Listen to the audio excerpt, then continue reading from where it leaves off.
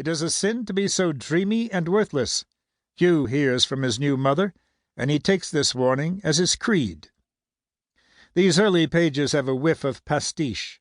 Anderson essentially piles on national archetypal images, the mighty river, the life-changing encroachment of trains, industrious New Englanders named Shepherd, while Hugh's quiet intellect and dirt-poor upbringing recall Huck Finn or even Abraham Lincoln.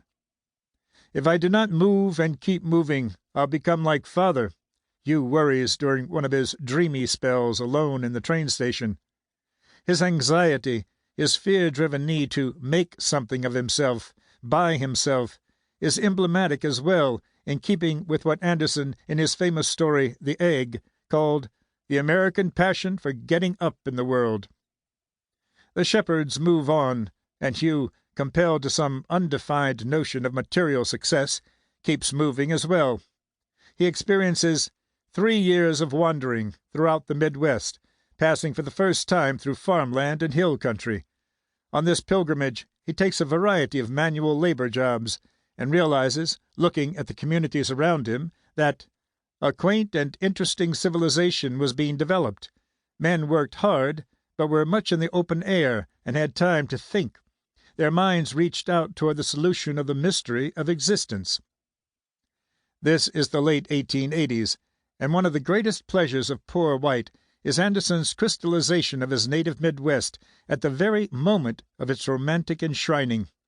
He gives us loping fields of wheat and cabbage, hilltop barns aglow with kerosene lamps, and dirt-road towns where farmers arrive in horse-drawn wagons to purchase supplies or visit the haberdasher, a semi-cartoon naturalism like Thomas Hart Benton and Grant Wood would manage in the visual arts soon after. Anderson's depiction is romantic and pastoral, but he also writes as a cultural historian, telling us what these people read and what they think.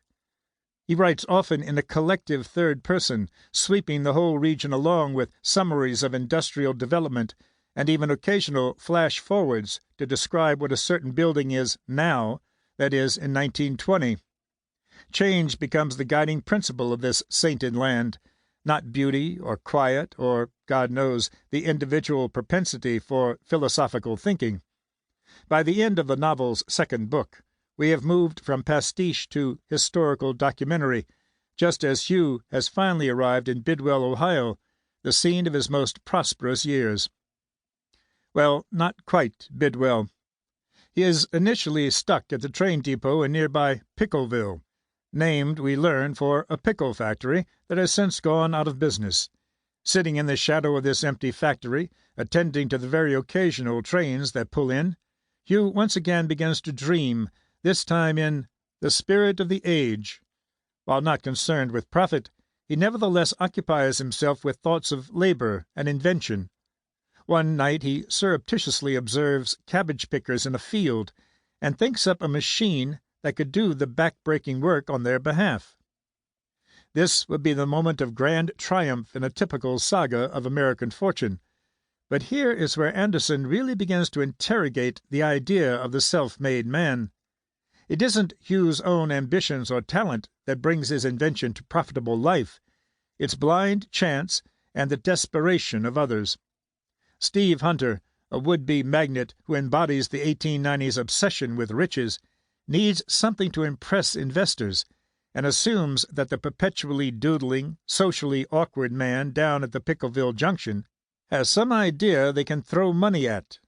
Indeed, he does, a mechanical planter, and soon the pickle factory is back up and running to manufacture them. Hugh, who was born in destitution and has yet to acquire so much as a friend, suddenly becomes, in his neighbor's eyes, the man who belonged to the new age of iron and steel. Anderson is not coy about his feelings towards this age.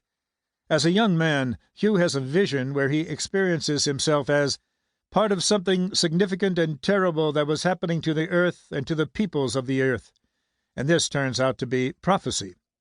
The success of the planter and his subsequent agricultural inventions quickly buries Bidwell's placid farmland under pavement and factories, and long-standing social conventions are crushed as well. The metonym for this ravaging loss